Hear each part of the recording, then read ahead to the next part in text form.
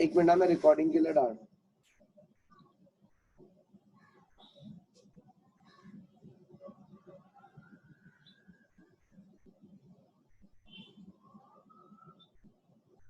ठीक है, तो मैंने क्या बोला, जो अनस्टेबल न्यूक्लियस होते हैं वो रेडियो एक्टिविटी शो करते हैं। लेकिन बिफोर कमिंग टू कि कौन सा न्यूक्लियस स्टेबल है, कौन सा न्यूक्लियस अनस्टेबल है, कौन रेडियो एक्टिव होगा, कौन रेडियो एक्टिव नहीं होगा, वो समझने के पहले हम लोगों को कुछ बेसिक टर्म्स पता होने चाहिए। तो let us just quickly no दोस बेसिक टर्म्स।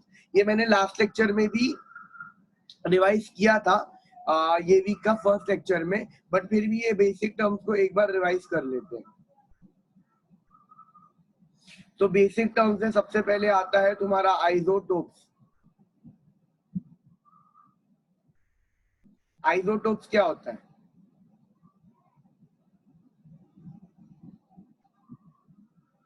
फटाफट फटाफट, आइसोटोप्स क्या होता है बताओ फटाफट।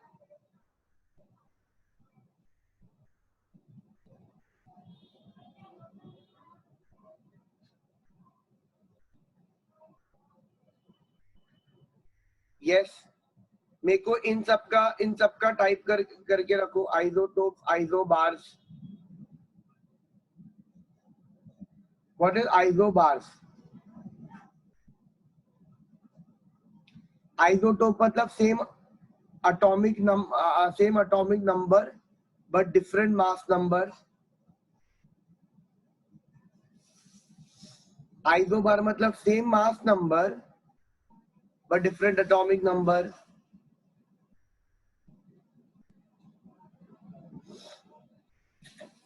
थर्ड है आइसोटोन।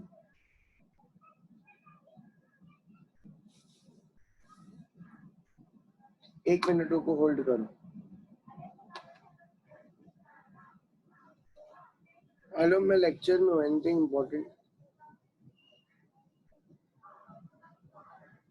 दोपहर तक बता।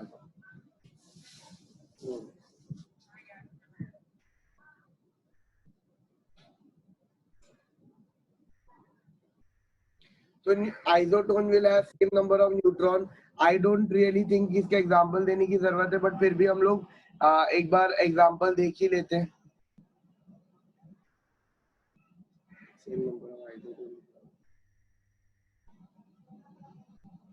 Very good very good. Mirror nuclei भी बताया था मैंने लास्ट लेक्चर में।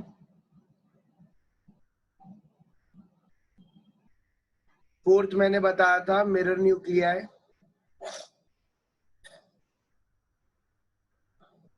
मिरर न्यूक्लियाई में क्या होता है, जितने प्रोटॉन्स है उतने ही न्यूट्रॉन्स होते हैं।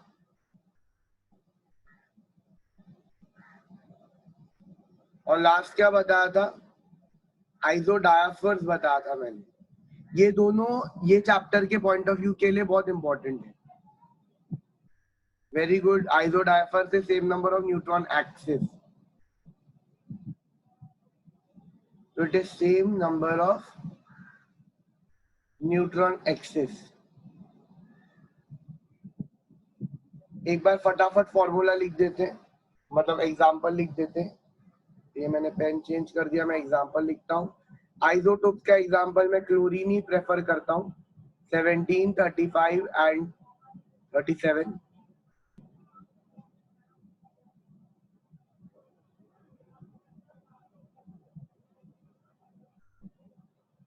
आइसोबार सेम होता है, तो let us take potassium as an example, 1939 and calcium 40।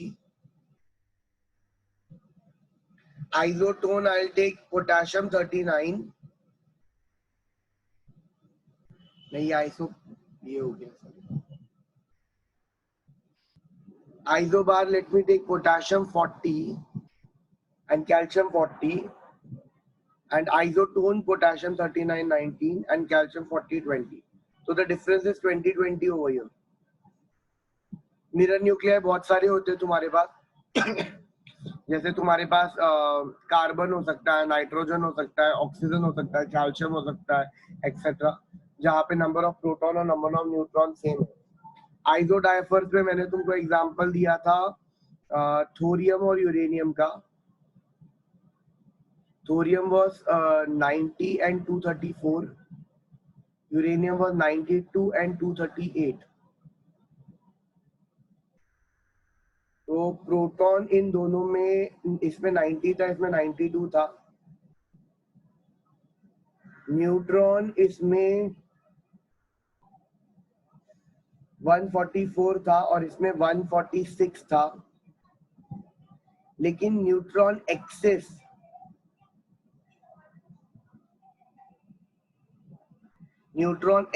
इसमें 54 था और इसमें भी न्यूट्रॉन एक्सेस 54 था। फोटो खींच लो।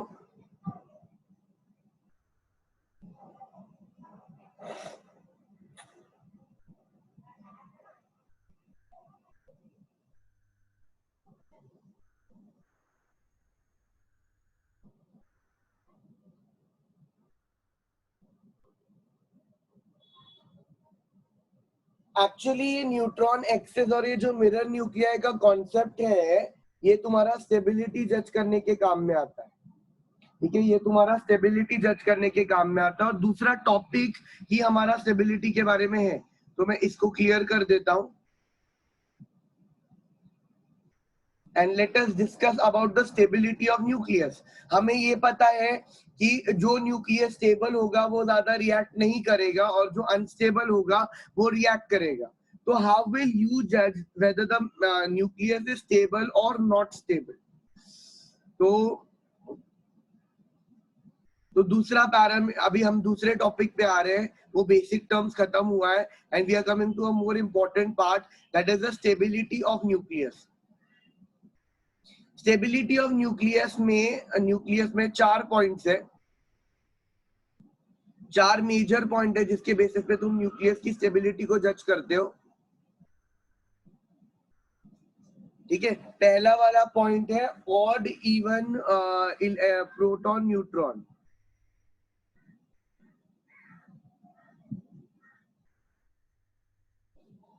तो पहला वाला पार्ट है इवन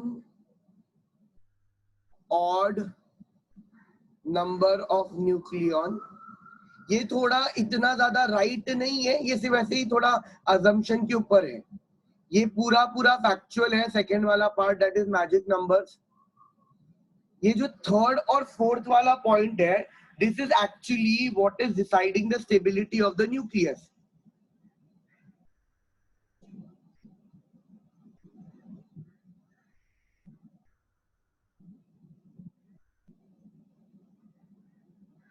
अभी मैंने स्पेलिंग रॉन्ग लिखा है।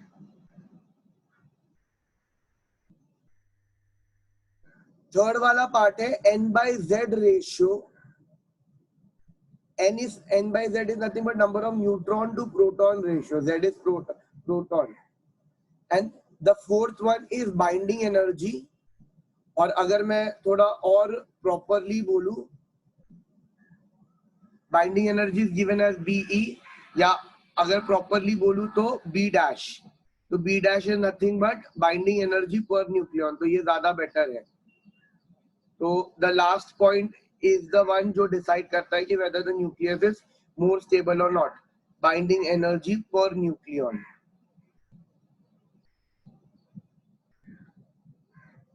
तो this is the most important one, then this. और ये दोनों तो थोड़ा सा सिर्फ पॉइंटर फॉर्म में है।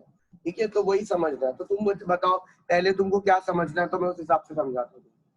पहले क्या जानना चाहोगे तुम? उल्टा करते चलो इसको। लेट अस सी, बहुत सारे तरीके हैं न्यूक्लियस स्टेबल है या अनस्टेबल है बताने के लिए, तो लाइन से ही करते हैं। ये दोनों तरीका इतना राइट नहीं है, लेकिन फिर भी है पॉइंट, तो हम बोलते हैं। तो पहला तरीका है even odd number of nucleon के बेसिस पे हम जज कर रहे हैं। तो what is this actual theory and ये क्या बोलता है? Anybody has an idea?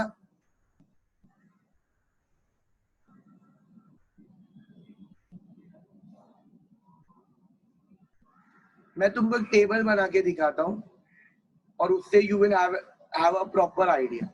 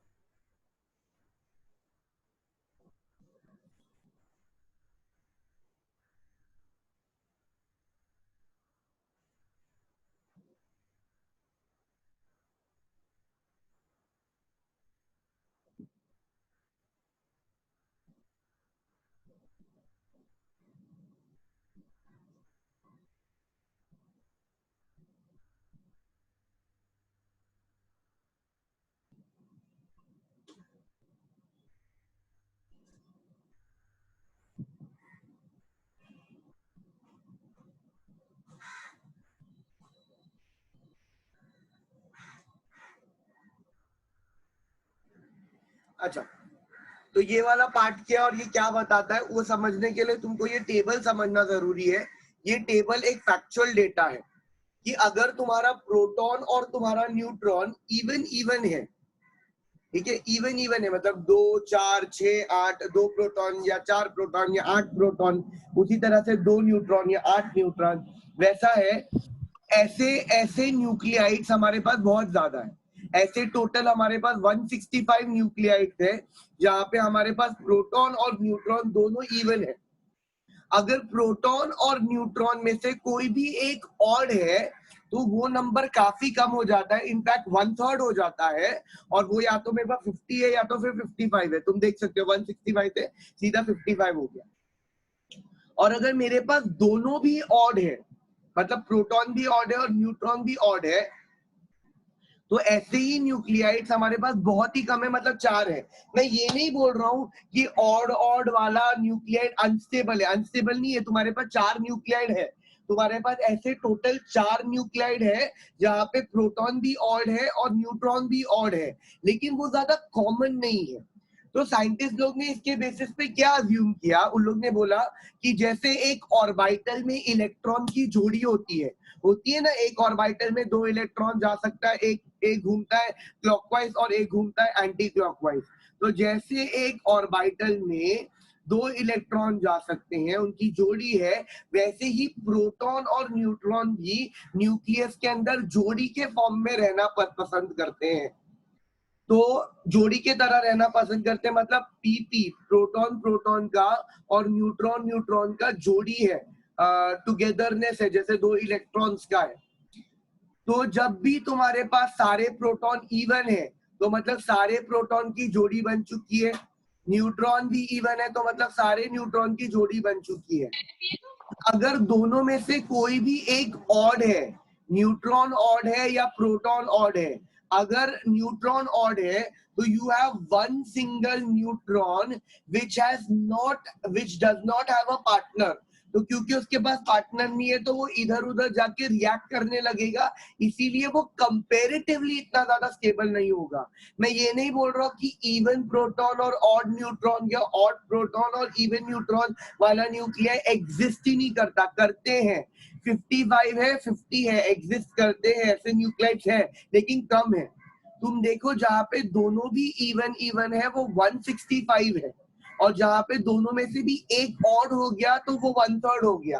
तो साइंटिस्ट ने बोला कि अगर दोनों में से भी एक ऑड हो गया, अगर न्यूट्रॉन ऑड है तो एक सिंगल न्यूट्रॉन बच जाएगा, अगर दोनों में से भी प्रोटॉन ऑड है तो एक सिंगल प्रोटॉन ऑड बच जाएगा, and they will start reacting, they will start bombarding each other and the nuclei will not sustain। इसीलिए हमारे पास कम न्यूक्लियाइड है। हो सकता ज्यादा होता है और ज्यादा के बाद में बहुत सारे अनस्टेबल रिएक्ट कर चुके तो सिर्फ इतने ही बचे। और अगर दोनों दोनों ऑड है तो एक प्रोटॉन और एक न्यूट्रॉन सिंगल सिंगल रह जाता है, जिस वजह से वो बहुत ही कम है। ये एक प्योर एंड प्योर अजम्पशन है, लेकिन ये फिर भी पॉइंट है and it makes some valid sense, क्योंकि इलेक्ट्रॉन्स की जोड़ी है, उनका मैग्नेटिक फील्ड आपस में कैंसिल आउट होता है और वो साथ में रहते हैं। उसी तरीके से it is obvious to think कि प्रोटॉन्स और न्यूट्रॉन भी जोड़ी जोड़ी के फॉर्म में रहे, and it is also obvious कि जब वो जोड़ी जोड़ी फॉर्म में रह रहे हैं वैसे न्यूक्लियर बहुत ज्यादा है, मतलब वैसे लोग बहुत ज्यादा है। ये पॉइंट क्लियर हुआ है? Anybody has any doubt?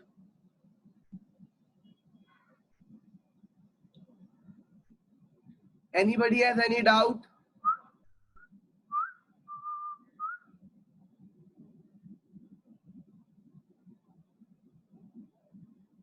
ठीक है, तो I will move to the next one.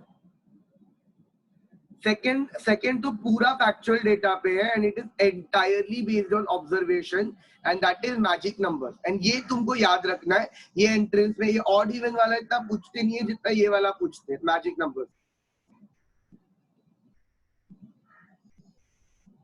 Now this is something which is entirely based on observation. Now first I'll tell you what is a magic number that you need to remember also. So the magic number is 2, 8, 20, 28, 50, 82 and 126. So these are your magic numbers 2, 8, 20, 28, 50, 82 and 126. Why are they called as magic numbers? Because it is observed that if in a nuclei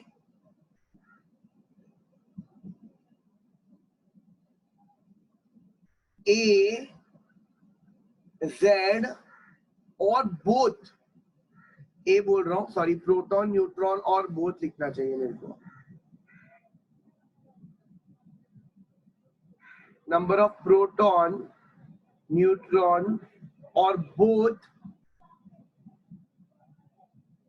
are the above numbers,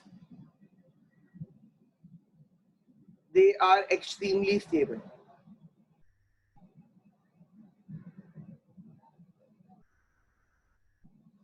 example के तौर पे देख सकते हैं हम लोग, lead 208, lead 208 and 82. तो यहाँ पे मेरे पास proton is 82 which is a magic number, and what is the number of neutron? 208 minus 82 कितना हो जाएगा? 206 minus 80, तो it will be कितना हो जाएगा? 206 minus 106, 126, so it will become 126. This is also a magic number. So दोनों भी proton और न्यूट्रॉन दोनों भी इसका मैजिक नंबर है.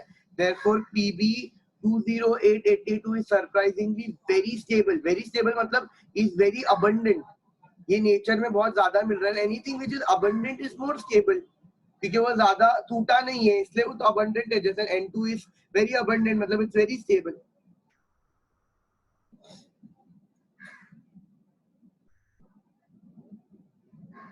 तो ये दो पॉइंट मैंने डिस्कस कर लिया है. फोटो खींचो, I will move to the third part.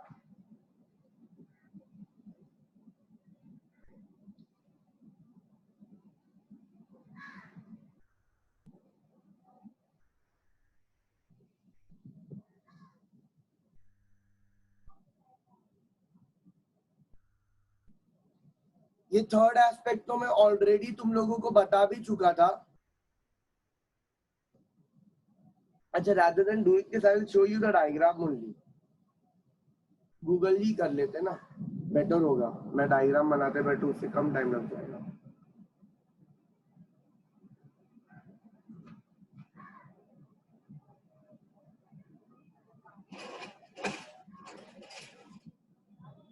Type नहीं हो रहा है यार.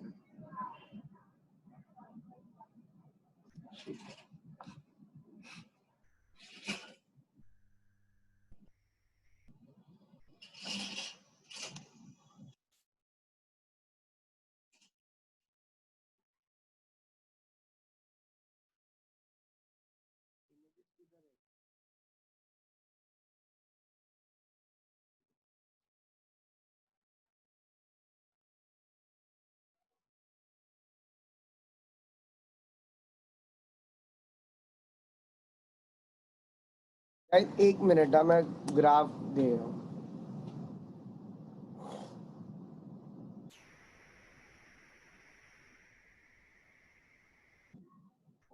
ये सब फिजिक्स में है ना तुमको?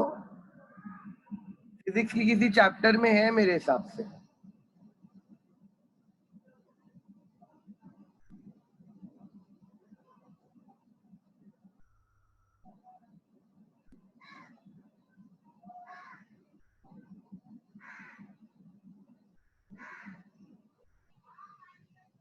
Can you see the graph?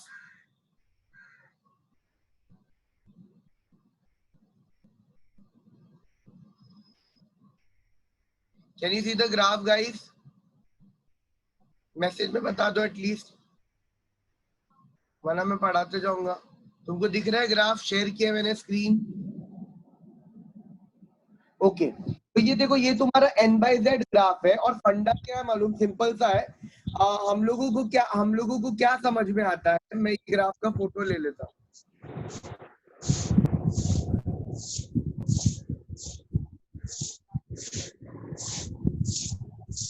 ये हुई बादशाह, ये कैसा नाम है?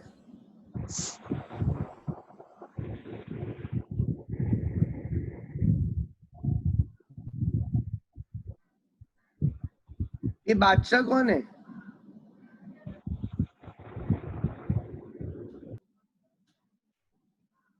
कोई भी आ जाता है।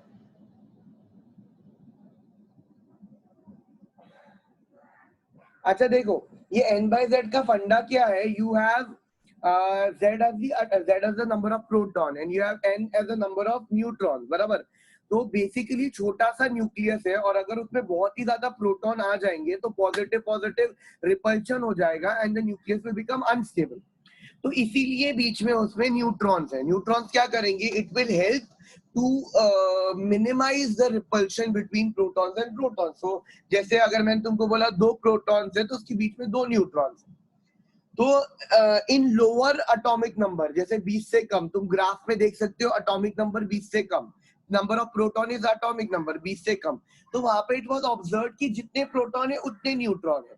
मतलब जैसे अगर मैंने हीलियम ले लिया तो हीलियम में दो प्रोटॉन है, वो दो प्रोटॉन को शांत रखने के लिए तुम्हारे पास दो न्यूट्रॉन है। तुम्हारे पास कार्बन ले लो, 6 प्रोटॉन है तो 6 न्यूट्रॉन है। Nitrogen 7-7, oxygen 8-8, calcium 20-20।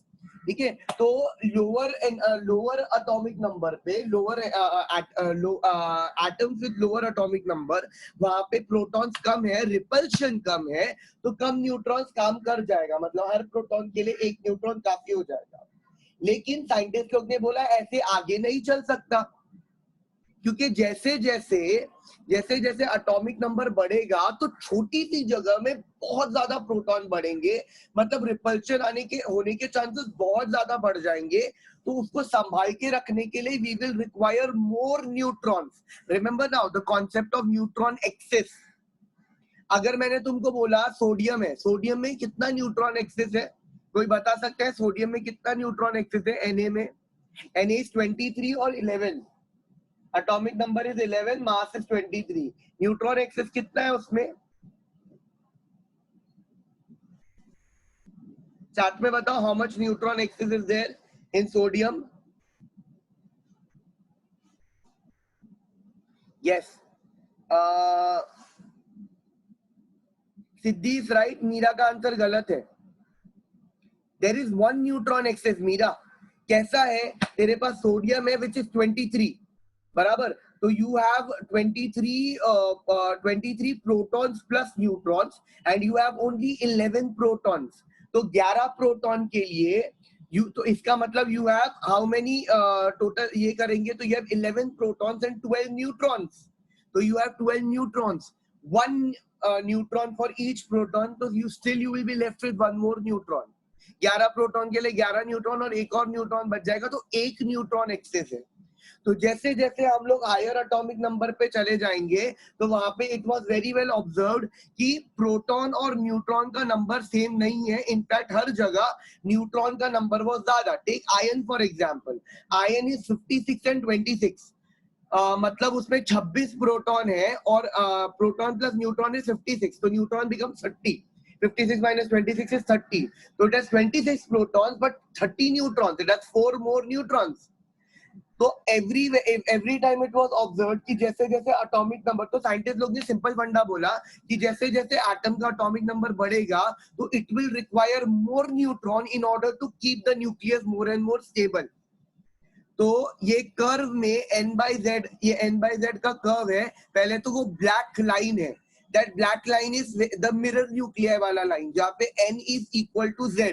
तो you can see atomic number 20 तक वो लाइन में फॉल कर रहा है और 20 के बाद it is moving another trajectory, it is a little higher and it is little higher on the neutron side। matlab in order to be stable, that blue line is in order to be stable। if any atom या any nucleus falls in that blue line, not the black line, the blue line, अगर वो उस पे fall कर रहा है मतलब वो nucleus stable होगा। मतलब वो प्रोटॉन को संभालने के लिए जितने न्यूट्रॉन चाहिए उतने हैं उसके पास में, and you can see the trajectory is moving upward. मतलब एटॉमिक नंबर जब हायर हो जाएगा तो you will require more neutron. तो ये हमारा अजम्पशन था और इसके बेसिस पे बोला जो जो इस लाइन के अलावा पास करेगा, फॉल करेगा, वो अनस्टेबल होगा। This is a broad line ना, it is not a thin line जैसा line, it's a broad line, एक बैंड जितना है। अच्छा खासा बड़ा बैंड जितना है, मोटा बैंड जितना है, और उसके ऊपर या नीचे कोई भी लाई करेगा तो हम बोलते हैं वो न्यूक्लियस अनस्टेबल है, और स्टेबल होने के लिए वो किसी चीज का त्याग देगा, मतलब it will do some radiation and all. Radiation क्यों देता है वो? जैसे रेडिएट क्या करता है? अल्फा पार्टिकल रेडिएट करता है, बीटा पार्टिकल रेडिएट करता है, गामा रेडिएट करता है। क्यों रेडिएट करता है कोई भी न्यूक्लियस? क्योंकि लेट्स से फॉर एग्जांपल उसके पास में प्रोटॉन ज्यादा हो गया, उसके पास प्रोटॉन ज्यादा है, न्यूट्रॉन चाहिए था लेकिन प्रोटॉन ज्यादा हो गया, तो it will try to radiate some positive charges out. तो पॉजिटिव चार्जेस, तो इसने बीटा प्लस उसने रेडिएट कर दिया, तो पॉजिटिव चार्ज बाहर निकल गया, तो मतलब दैट कंपाउंड बिकेम ज्यादा स्टेबल, जितना मतलब न्यूट्रॉन जितना उसके हिसाब से प्रोटॉन हो गया। तो ये कॉन्सेप्ट में किसी को भी डाउट है? I will move to the binding energy per nucleon वाला part. Anybody has any doubt N/Z के रेशियो के ऊपर?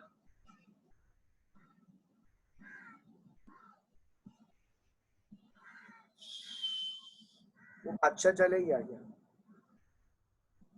ये बादशाह कौन है मेरे को बताओ, वरना मैं तुमको बाहर निकालता हूँ।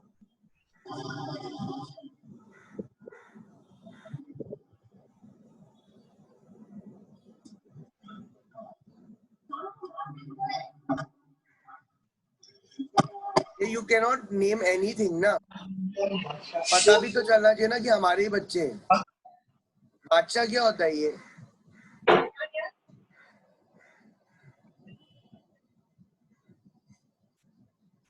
हाँ, बाहर निकाल दिया मैं।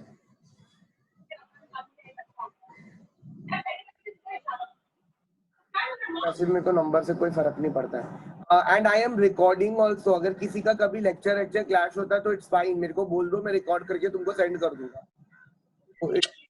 अंडरस्टैंडेबल। ये तारी नहीं आई है और अपना ऑडियो बंद करके रखिए एडीएस। रास्ते में नहीं जाने का, ठीक है सर।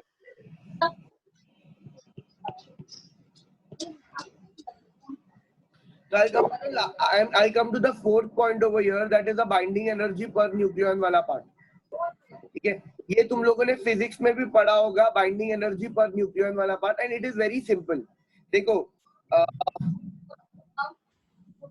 इट्स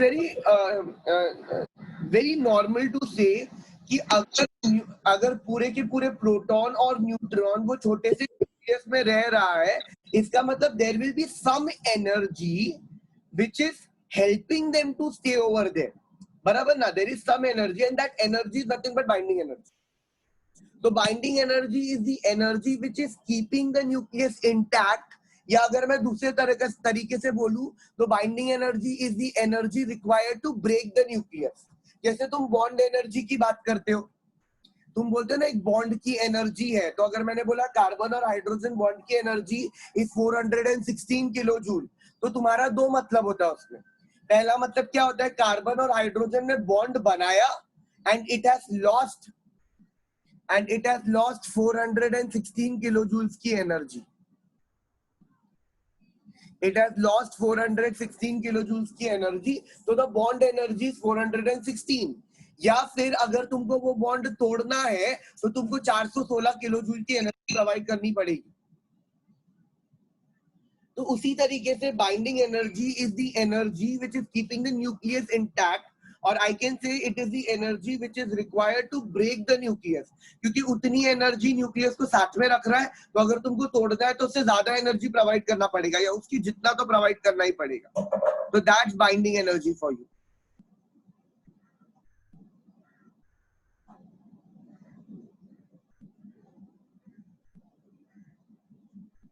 अभी ये binding energy nothing but the energy, you know this concept, चलो मेरे को हेल्प करो। एनर्जी रिक्वायर्ड, तुमने फिजिक्स में पढ़ रखा है ये, energy required to break a nucleus.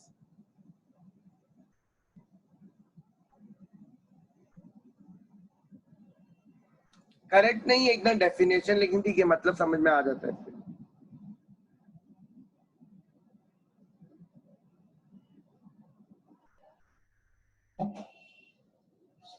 यही एक पॉइंट है शायद जो मुझे समझाना पड़ेगा तुमको डिटेल में थोड़ा, अगर तुमको याद नहीं है तो। अरे यार कहाँ ऊपर चला?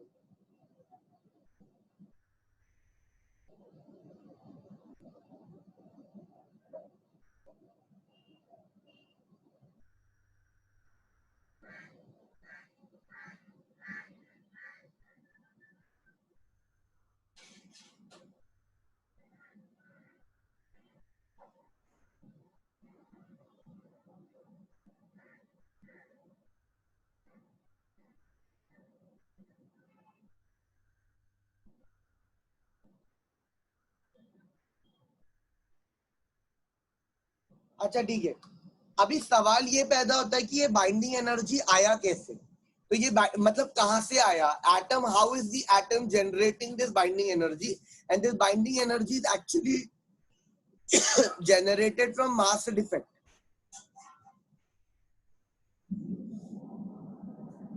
Now what is this concept of mass defect? This is delta m, this is mass defect, and this is nothing but the mass calculated, nucleus ka mass obviously, minus mass observed, mass calculated upon mass observed. I'll give you an example, and उसके basis पे मैं तुमको ये समझाऊंगा, ये mass defect वाला part में तुमको एग्जांपल के साथ में एक सम के बेसिस पे समझाता हूँ. See, listen to the question. ये क्वेश्चन भी हम लोग इवेंचुअली सॉल्व करेंगे. तो यहाँ पे दिया है, क्वेश्चन में दिया है कैलकुलेट द, क्या दिया है क्वेश्चन में, calculate the mean binding energy per nucleon, mean binding energy per nucleon. I tell you how to calculate this, कैसे कैलकुलेट किया जाता है और क्या बताता है ये मेरे को. किसके लिए पूछा है? Of oxygen, of oxygen which is 16 and 8 nucleus. The mass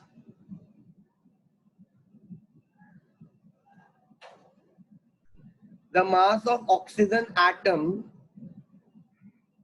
is 15.994 U, unified mass. Obviously it will be unified mass. Okay, and we know the mass of proton is 1.0078 U, and mass of neutron, I want everybody to take out calculators, is 1.0087. You need to understand this. I hope कि तुमको physics में आता होगा, but as तुम लोग को पूछूं तो तुम कुछ बोलोगे तो नहीं, तो मैं पढ़ा देता हूँ इसको फटाफट. अच्छा, सबसे पहले तो I will myself calculate the mass of the atom. What is atomic mass या what is the mass of atom? Atom में तीन चीज होती है जिसमें से इलेक्ट्रॉन को हम निग्लेक्ट करते हैं क्योंकि उसका मास नेग्लिजिबल होता है. तो आई कैन सिंपली से कि it is nothing but the number of proton into mass of proton plus number of neutron plus mass of neutron into mass of neutron. बराबर. अभी देखो, बोलने के लिए तो मैं मास को 1 1 ही लेता हूँ ना, 1 1 यूनिफाइड मास ही लेते हैं हम लोग. लास्ट में मास, एटॉमिक मास क्या ले लेते हैं हम लोग? Number of proton plus number of neutron. Why? We consider mass of proton to be 1 and we consider mass of neutron to be 1. That is right, it is not wrong. लेकिन अभी हम थोड़ा एक्यूरेट करने वाले हैं. 1.0078 को generally हम लोग 1 ले लेते हैं, लेकिन अभी थोड़ा ना हम लोग एक्यूरेट में आंसर्स निकालने वाले, एक्यूरेसी से. तो आंसर कितना आएगा? नंबर ऑफ न्यूट्रॉन इनटू, अरे मैं इसी के लिए रख दिया था, मैंने वही गलत किया वापस. Number of neutron into mass of neutron. अच्छा, ये मास है और कैलकुलेटेड है तो ये करेंगे. नाउ इसमें नंबर ऑफ प्रोटॉन्स कितने हैं? कितने प्रोटॉन दिख रहे तुमको? 8. और एक प्रोटॉन का मास है 1.0078 U obviously, plus neutron is 16 minus 8 तो वो भी है 8 into 1.0087 U. I'll just multiply this. इसको मल्टीप्लाई करने के बाद में आंसर कितना आएगा मेरा? Anybody who has multiplied? मेरे को मल्टीप्लाई करके इसका आंसर बताओ. 8 into प्रॉपर, वरना 16 ही आएगा देखो अप्रोक्सीमेटली, लेकिन हम लोगों को थोड़ा प्रॉपर आंसर चाहिए.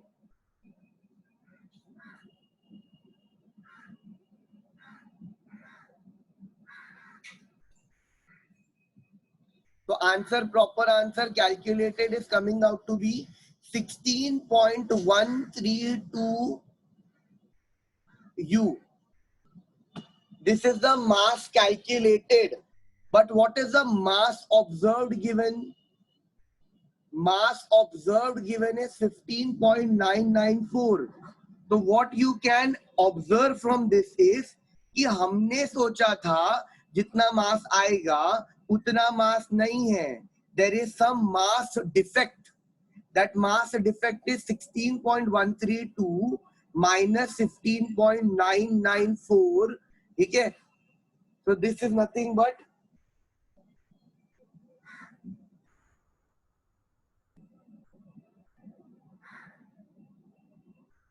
0.138 U.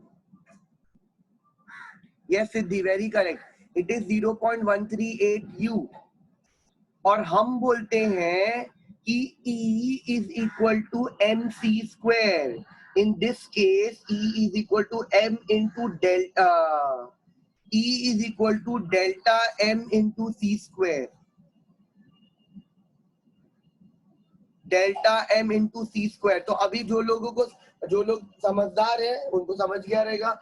जो लोग समझदार है लेकिन अभी समझा नहीं उनको मैं समझा देता हूँ. एक्चुअली क्या है, करेक्ट वे में देखूं कि हर प्रोटॉन का जितना मास है, हर न्यूट्रॉन का जितना मास है, करेक्ट वे में देखूं तो मास आना चाहिए 16.132. लेकिन observation mass is always less. Why there is less? Because some of the mass has got converted into energy. Which energy? Binding energy. And that binding energy is actually used to calculate, used to bind the entire nucleus together. So it's a very clear example, very clear. Understood? Anybody has any doubt? बस एक statement बोलना था मुझको.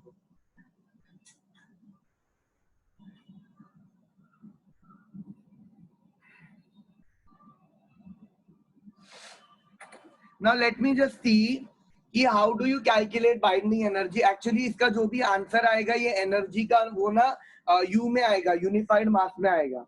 लेकिन हमें actually answer unified मास में नहीं चाहिए होता है, हमें आंसर मिलियन इलेक्ट्रॉन वोल्ट में चाहिए होता है.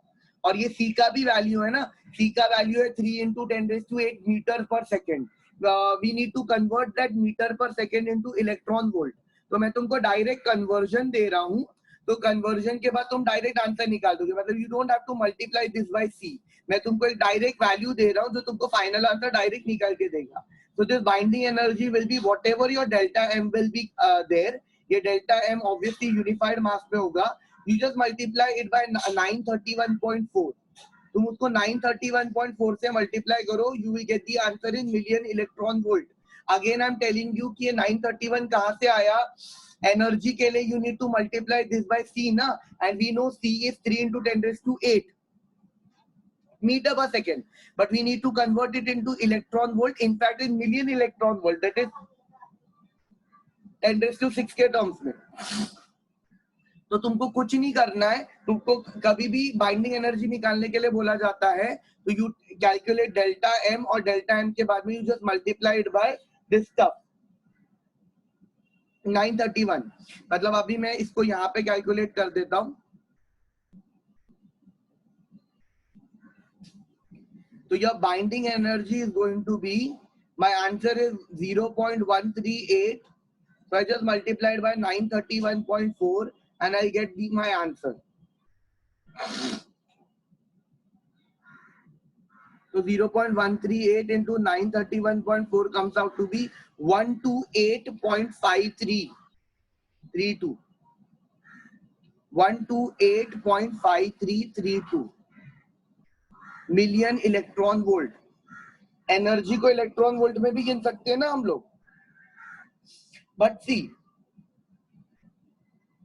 यहाँ पे हम सिर्फ बाइंडिंग एनर्जी नहीं निकालते हैं. The stability of the nucleus is actually calculated by binding energy per nucleon. मैं जब तुमको 2 साल से पढ़ा रहा हूं तो मैंने तुमको ये बोला था कि इमेजिन करो कि न्यूक्लियस से रस्सियां निकल रही है और वो रस्सियों ने अपने हर इलेक्ट्रॉन को पकड़ के रखा है. तो उसी तरीके से आई कैन से कि देयर इज सम इंटरनल रस्सिया विद इन द न्यूक्लियस और उसने अपने हर न्यूक्लियन को पकड़ के रखा है. तो this is the entire energy. ये पूरे न्यूक्लियस को बाइंड करके रखने की एनर्जी है. लेकिन अगर मैं ये निकालना चाहूं कि एक न्यूक्लियन पे, न्यूक्लियन मतलब प्रोटॉन और न्यूट्रॉन, एक न्यूक्लियन को बाइंड करने के लिए कितनी एनर्जी लगेगी? एब्सोल्युटली करेक्ट, शैली इज वेरी स्मार्ट। शैली ने बोल दिया सीधा बाइंडिंग एनर्जी को एटॉमिक मास से, ये ए वाले से डिवाइड कर दो, तो ये पूरे के पूरे 16 को बाइंड करने की एनर्जी है। तो एक को बाइंड करने की कितनी एनर्जी रहेगी? तो this is binding energy per nucleon given by B bar.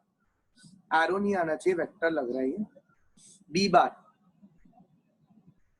So this is nothing but your binding energy upon A, जितने भी नंबर ऑफ प्रोटॉन और न्यूट्रॉन है। So this become 128.53 लिखेंगे काफी है, अपॉन 16। तो अब मैंने इसको डिवाइड कर दिया, 16 इधर 16 था इसलिए यहाँ पे the answer comes out to be 8.03 million electron volt. So it's very simple. If the binding energy per nucleon is high, the nucleus will be stronger.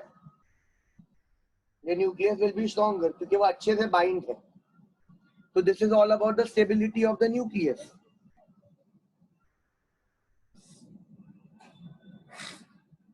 इसके बाद वाला पार्ट काफी सिंपल है, तुमको ऑलरेडी आता भी है, तो फिर हम अभी आगे कंटिन्यू करते हैं.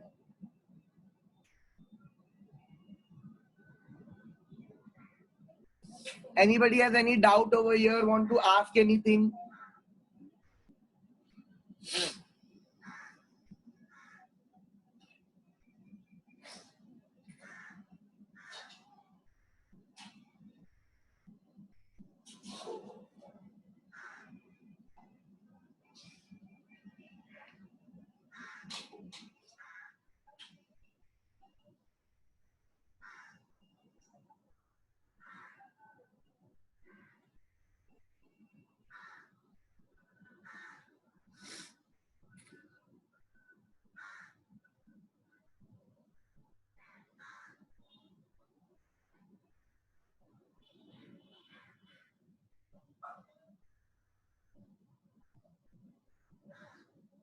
Acha, if my nucleus is unstable, so what it will do, it will try to become stable.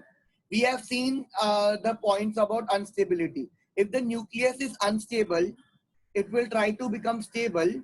And how does it become stable? By emitting some particles or some radiation. And this is the concept of radioactivity. So first we will talk about natural radioactivity. Natural radioactivity मतलब जो खुद ब खुद होता है. Your nucleus is unstable because it might have more protons or it might have more neutrons or it might just have more energy. तो वो excess of particles को lose करना चाहेगा, और this is only radioactivity. तुमको पता है radioactivity अगर होएगा तो एक्चुअली वो तुम्हारा सेल्स को पेनिट्रेट कर सकता है, टिश्यूज वगैरह को, सेल्स को मल्टीप्लाई करता है, कैंसर वैंसर होता है. You know all these things. Biological effects पता है तुमको रेडियोएक्टिविटी के. लेकिन यहाँ पे हम लोग देखते हैं कि अगर रेडियोएक्टिव है, कोई भी न्यूक्लियस रेडियोएक्टिव है, ज्यादा करके वी नो हेवियर मेटल्स जो रेडियोएक्टिव होते हैं, हेवियर एलिमेंट्स, इट्स ऑब्वियस ना हेवियर एलिमेंट्स ही रेडियोएक्टिव होंगे क्योंकि उसी में न्यूक्लियस में इतनी सारी चीजें भर जाती है, तो रिएक्शन ज्यादा होंगी. तो in order to become stable, it emits alpha, beta, gamma and a lot of stuff. Alpha, beta particles and gamma rays are emitted. तो हम लोग एक फटाफट कॉन्सेप्ट कर लेते हैं जिससे हमें समझ में आएगा कि वो क्या एमिट कर रहा है या नहीं एमिट कर रहा है. तुमने फिजिक्स में भी क्या रहेगा. अभी वी ऑल नो कि alpha particle is 4 and 2. It is similar to helium which is 4 and 2, and beta particle is very similar to electron. Mass is 0 and charge is 1, -1 in fact, और electron 0 and -1. तो ये alpha, ये beta, gamma is nothing but your radiation.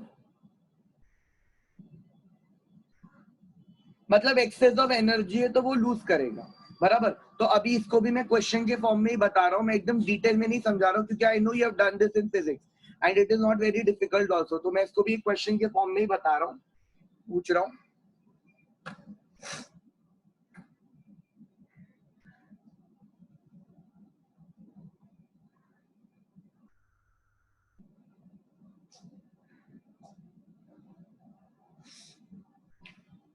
Question है how many alpha and beta particles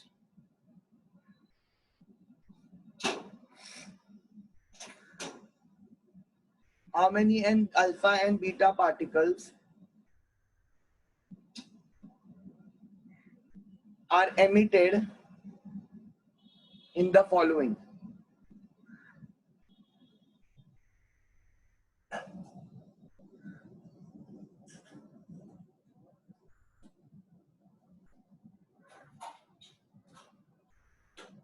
तो कितना beta या alpha particle emit होगा? It is NP 23793, ऊपर is 237 and 93. It is getting converted sorry to bismuth 209 and 83. कोई answer बता सकता है?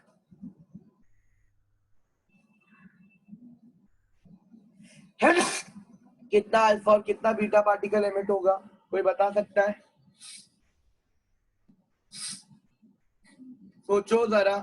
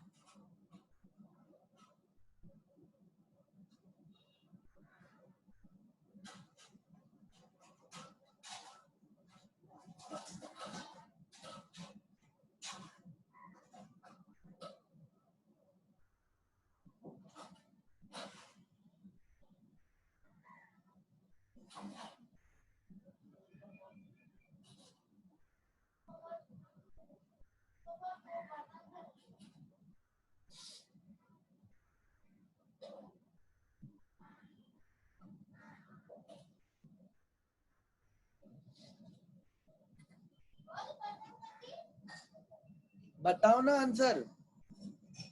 देखो कैसे सॉल्व करना है इसको, सिंपल ही एकदम. भक्ति ने बोला है 5 अल्फा नहीं है राइट.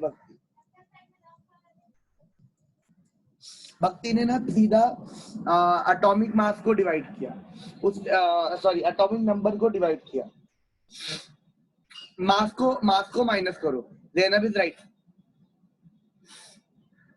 देखो क्या करना है मालूम तुम लोगों को. तुम एटॉमिक मास का डिफरेंस निकालो, डेल्टा कैपिटल ए. तो ये देखो दोनों साइड में सेम होना चाहिए ना, क्योंकि तो this is 237 and this is 209. तो 237 माइनस 209 करोगे तो कितना बचेगा? 28. तो there is a loss of 28. तो 28 के लिए तुमको कितने अल्फा पार्टिकल्स चाहिए रहेंगे? 7. क्योंकि 1 alpha particle is nothing but उसका एक अल्फा पार्टिकल का एटॉमिक नंबर इज 4.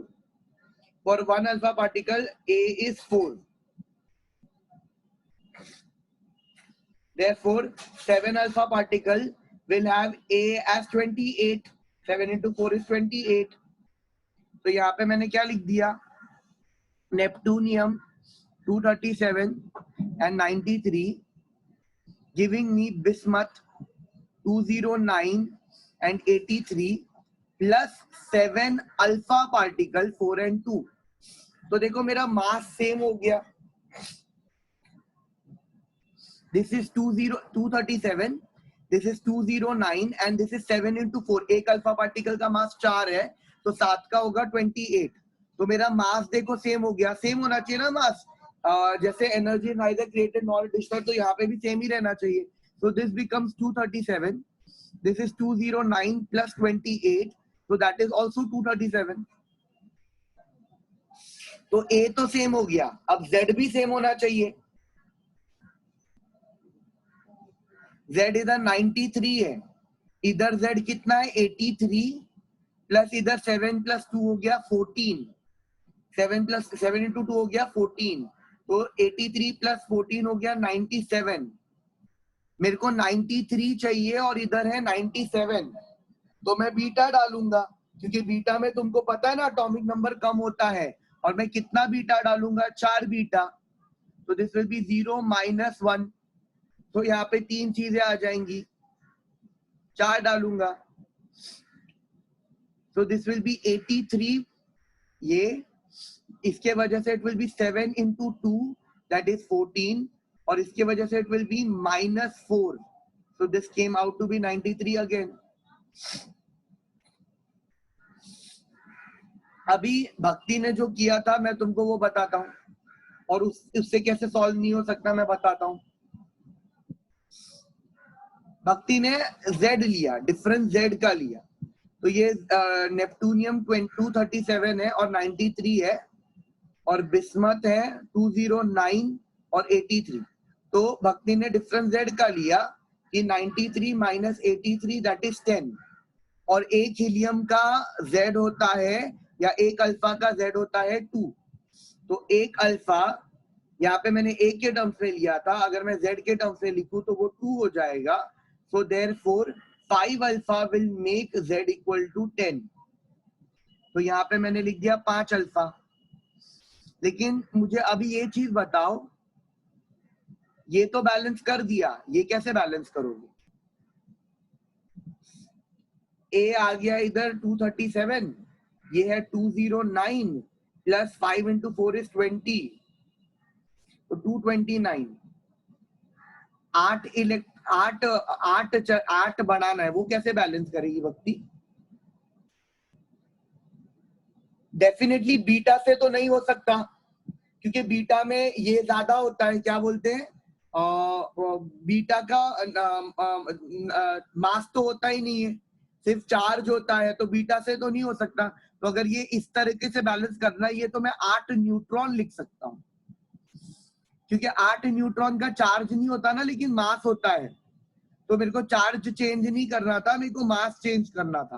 तो ये 8 1 है और 0 है, तो अब बैलेंस हो जाएगा। देखो 83 है, 5 into 2 10, 93, और ये 0, तो ये 93 हो जाएगा नीचे वाला।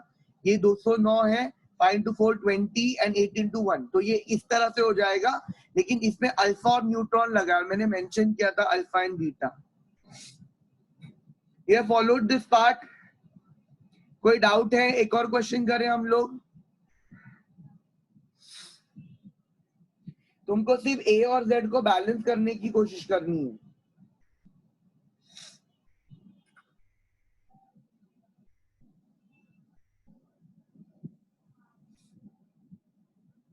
चल let us do one more.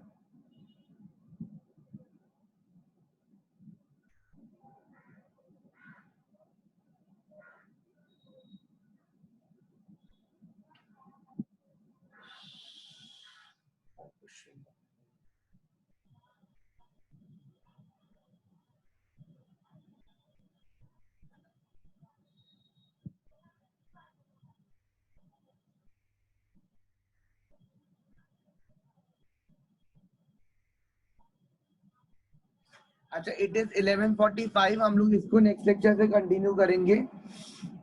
Okay, तो ये थोड़ा सा बचा है, अभी भी कंप्लीट नहीं हुआ है, तो न्यूक्लियर केमिस्ट्री हम नेक्स्ट लेक्चर में कंप्लीट करेंगे। और इसके बाद में कौन सा चैप्टर चाहिए तुमको, बताओ? न्यूक्लियर केमिस्ट्री के बाद में इसको कंटिन्यूटी में क्या पढ़ाऊं? बीपीटी पढ़ाऊं? बीपीटी आता है? बोलो चैट में, मेरे को बोलो कौन सा चैप्टर चाहिए तुमको। न्यूक्लियर केमिस्ट्री के बाद में कौन सा पढ़ाओ chapter? What chapter do you need? सावलाई सिंह बीपीटी। तो हम लोग वो जो ये वाला ना बीपीटी का सम बेस्ड पार्ट, तो वो हम लोग नेक्स्ट लेक्चर में करते हैं। मुग्धा, बीपीटी का लास्ट पार्ट मतलब यू मीन जनरल ये इंडक्टिव इफेक्ट वगैरह वाला पार्ट की शेडाल मेथड, डुमास मेथड वाला पार्ट? ठीक है, तो नेक्स्ट लेक्चर में हम बीपीटी करते, तो मंडे करते। बीपीटी पहले चाहिए कि इक्विलिब्रियम पहले चाहिए? सिद्धि सेलिंग इक्विलिब्रियम। बीपीटी पहले चाहिए कि इक्विलिब्रियम पहले चाहिए? Your call. Equilibrium will take 2 lectures at least, 2 to 3 lecture लगेगा। ठीक है, सानिका इज टेलिंग बीपीटी, तो हम लोग एक काम करते हैं, बीपीटी करते हैं एंड देन उसके बाद में हम लोग इक्विलिब्रियम करते हैं। बीपीटी जल्दी हो जाएगा। ठीक है, मैं अभी एंड कर रहा हूँ ये सेशन। Bye bye.